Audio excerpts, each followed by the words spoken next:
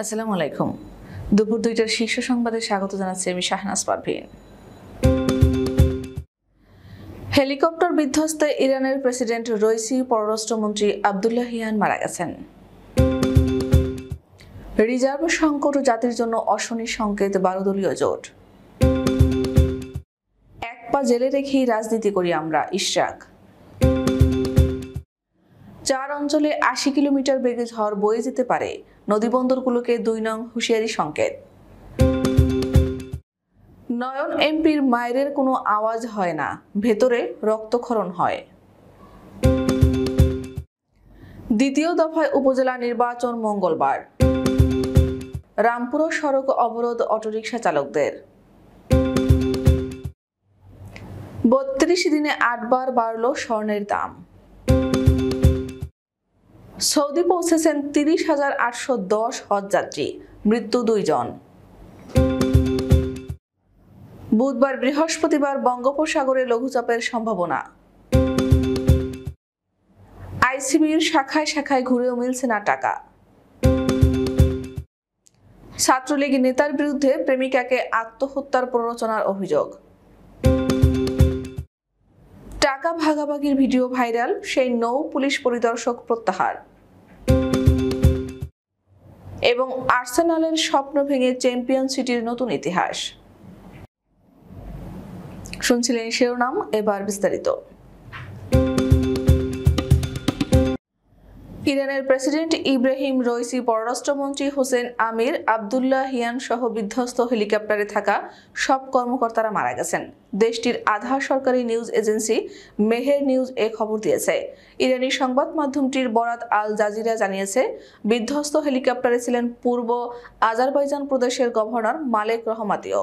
যদিও প্রেসিডেন্টের মৃত্যুর বিষয়টি এখনো পর্যন্ত নিশ্চিত করেননি দেশটির সরকারি কর্মকর্তারা।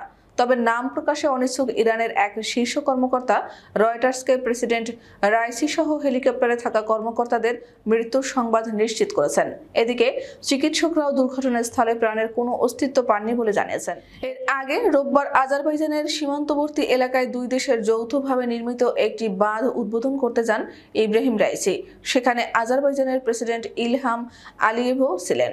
সেখান থেকে 3টি হেলিকপ্টারের বহর নিয়ে ইরানের পূর্ব আজারবাইজান প্রদেশের রাজধানী তাবরিজে ফিরছিলেন ইব্রাহিম রাইসি ও তার সঙ্গে থাকা অন্য কর্মকর্তা। দেশের চলমান অর্থনৈতিক দুরবস্থা ও রিজার্ভ সংকট জাতির জন্য অশনি সংকেত বলে অভিহিত করেছেন 12 দলীয় জোটের শীর্ষ নেতারা। রোববার বাংলাদেশের চলমান সামাজিক, রাজনৈতিক ও অর্থনৈতিক অবস্থায় করণীয় নির্ধারণে 12 দলীয় জোটের গুরুত্বপূর্ণ সভা জোট প্রধান মোস্তফা জামাল হায়দারের কার্যালয়ে অনুষ্ঠিত হয়। সভায় নেতারা দ্রব্যমূল্যের ঊর্ধ্বগতি, অর্থনৈতিক দুরবস্থা, সীমান্তে বাংলাদেশি নাগরিক হত্যার বিষয়ে গভীর উদ্বেগ প্রকাশ করেন। পরে এক সংবাদ বিজ্ঞপ্তিতে এ তথ্য জানানো হয়। জোটের শীর্ষ নেতারা বলেন, দেশে একটি কর্তৃত্ববাদী সরকার ফ্যাসিবাদী কায়দায় দেশের আর্থিক খাতে তাণ্ডব চালাচ্ছে। আজকে বাংলাদেশের রিজার্ভ শূন্যের কোঠায় নেমে গেছে। বিদেশি সংবাদ মাধ্যমে বাংলাদেশ ব্যাংকের রিজার্ভ চুরির ঘটনায় কেন্দ্রীয় ব্যাংকের গভর্নরের নিশ্চুপ ভূমিকা দেশের জনগণের কাছে রহস্যজনক। একসঙ্গে বাংলাদেশ ব্যাংকের 56 জন অফিসারের পদত্যাগ ও সংবাদকর্মীদের প্রবেশে নিষেধাজ্ঞা একই সূত্রে গাঁথা বলে মনে করেন জোট নেতারা। বিএনপির আন্তর্জাতিক বিষয়ক কমিটির সদস্য ও ঢাকা মহানগর বিএনপির সিনিয়র সদস্য ইঞ্জিনিয়ার ইশরাক হোসেন বলেছেন, আমরা এক পা জেলে রেখেই রাজনীতি করি। বাংলাদেশের জনগণের অধিকার প্রতিষ্ঠার লক্ষ্যে আমরা রাজনীতি করে যাচ্ছি। আজকে বাংলাদেশে অবৈধ ও অনির্বাচিত সরকার ষড়যন্ত্রমূলকভাবে রাষ্ট্র ক্ষমতা দখল করে রেখেছে। এজন্য তারা বিরোধী দলীয় নেতাকর্মীদের ওপর দমন পীড়ন চালাচ্ছে। মিথ্যা ষড়যন্ত্রমূলক মামলায় আমাদের কারাগারে প্রেরণ করছে। গোটা বাংলাদেশকেই কারাগারে পরিণত করে রেখেছে এই অবৈধ সরকার।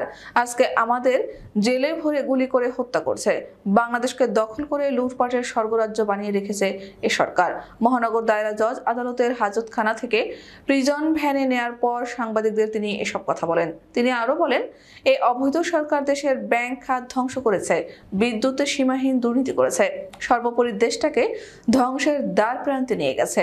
আমরা জনগণের অধিকার আদায়ে আন্দোলন করেছি এবং আমাদের নেত্রী বেগম খালেদা জিয়া ও তারেক রহমানের নির্দেশনা অনুযায়ী জনগণের অধিকার আদায়ে লড়াই করে যাব। দেশের 4 অঞ্চলে 80 কিলোমিটার বেগে ঝড়ের আভাস দিয়েছে আবহাওয়া অধিদপ্তর। একই সঙ্গে বজ্র সহ বৃষ্টিরও পূর্বাভাস দিয়েছে সংস্থাটি। আজ সোমবার সকালে দেশের অভ্যন্তরীণ নদীবন্দরগুলোর জন্য দেওয়া এক পূর্বাভাসে এ তথ্য জানানো হয়েছে। আবহাওয়াবিদ মোহাম্মদ বজলুর রশিদ স্বাক্ষরিত বিজ্ঞপ্তিতে বলা হয়েছে, রংপুর, দিনাজপুর, বগুড়া এবং ময়মনসিংহ অঞ্চল সমূহের উপর দিয়ে পশ্চিম অথবা উত্তর পশ্চিম দিক থেকে ঘন্টায় 60 থেকে 80 কিলোমিটার বেগে বৃষ্টি অথবা বজ্র বৃষ্টি সহ অস্থায়ীভাবে ঝোড়ো হাওয়া বয়ে যেতে পারে। এসব এলাকার নদীবন্দরগুলোকে 2 নম্বর নৌ হুঁশিয়ারি সংকেত দেখাতে বলা হয়েছে। রায়পুর উপজেলা পরিষদ নির্বাচনী সভায় ও উঠান বৈঠকে উস্কানিমূলক ও অশালীন বাক্য ব্যবহার করে পাল্টাপাল্টি বক্তব্য উত্তেজনা বিরাজ করছে। এর মধ্যে লক্ষ্মীপুর 2 আসনের এমপি নুরুদ্দিন চৌধুরী নয়নের ক্ষমতার প্রভাব দেখিয়েও বক্তব্য দিচ্ছেন দলের পথধারী নেতারা। এর মধ্যে নয়ন ভাইয়ের মায়ের কোনো আওয়াজ হয় না, ভেতরে রক্তক্ষরণ হয়। নয়ন এমপি ইশারা দিলেই তা ধুমা হয়ে যায়। পৌরসভা আওয়ামী লীগের সভাপতি কাজী জামশেদ কবির বাকিবিল্লার এমন বক্তব্য নিয়ে ব্যাপক উত্তেজনা আতঙ্ক ছড়াচ্ছে।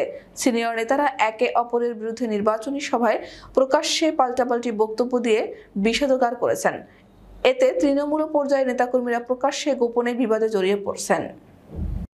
দ্বিতীয় ধাপে 157 উপজেলায় ভোট গ্রহণ আগামীকাল মঙ্গলবার। এদিন সকাল 8টা থেকে বিকেল 4টা পর্যন্ত একটানা ভোট গ্রহণ চলবে। চেয়ারম্যান, সাধারণ ভাইস চেয়ারম্যান ও সংরক্ষিত ভাইস চেয়ারম্যান পদে সাধারণ নির্বাচন হবে এসব উপজেলায়। এরই মধ্যে রোববার মধ্যরাতে শেষ হয়েছে নির্বাচনী প্রচার। সোমবার সকাল থেকে কেন্দ্রে কেন্দ্রে পাঠানো হবে নির্বাচনী সরঞ্জাম। এদিকে দ্বিতীয় ধাপে ভোটের দিন সংশ্লিষ্ট এলাকায় সাধারণ ছুটি ঘোষণা করেছে সরকার। এরই মধ্যে মাঠে নেমেছে বিজিবি, র্যাব সহ আইনশৃঙ্খলা বাহিনীর বিপুল সদস্য।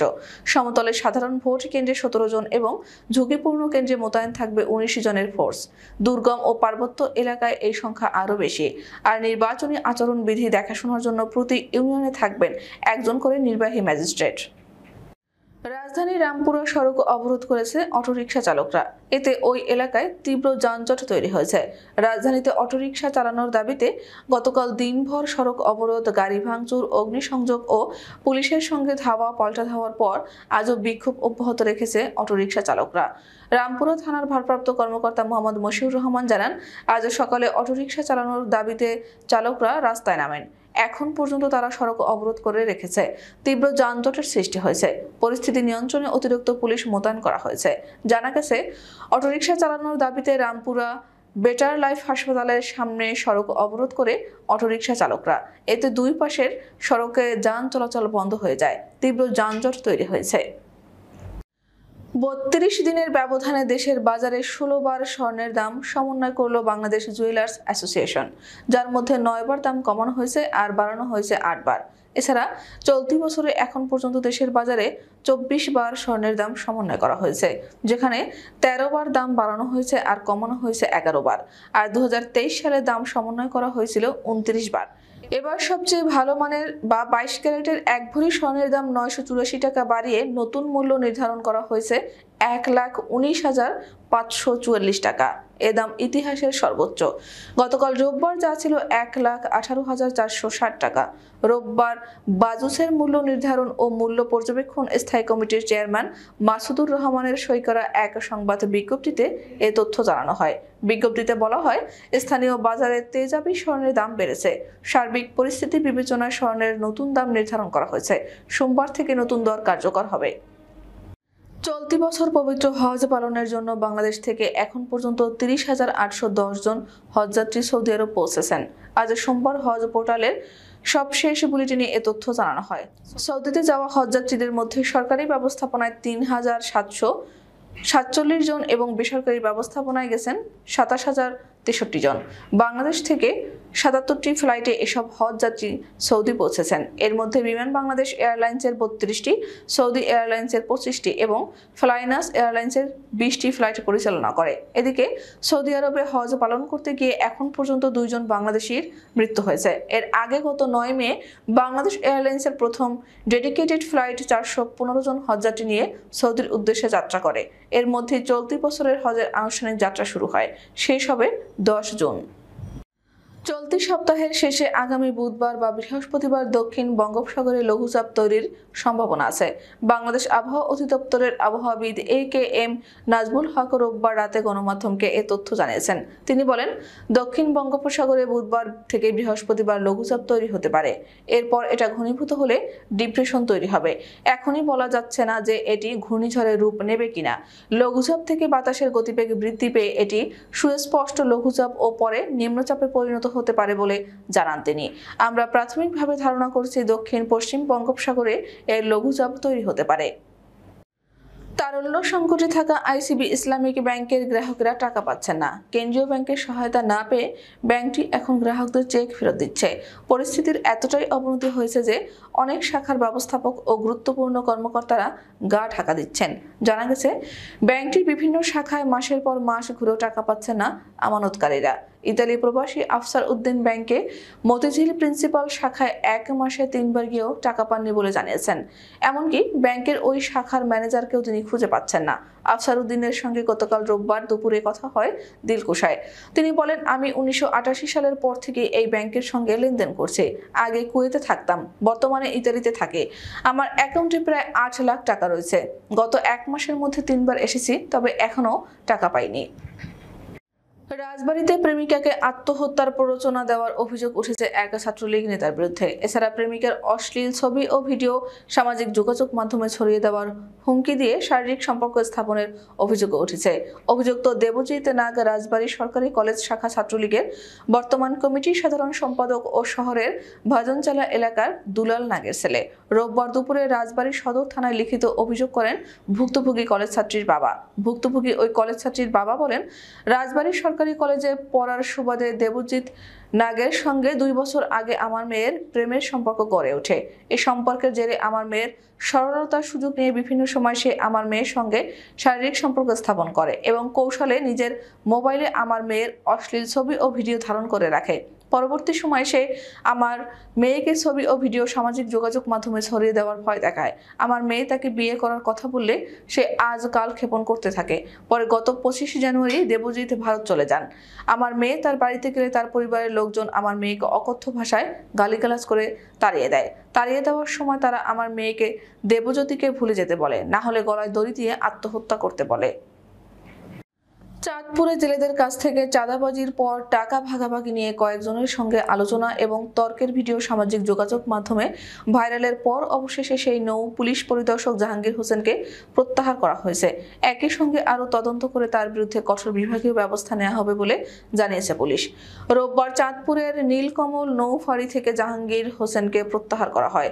তিনি ওই ফাঁড়ির ভারপ্রাপ্ত কর্মকর্তা পদে দায়িত্ব পালন করছিলেন।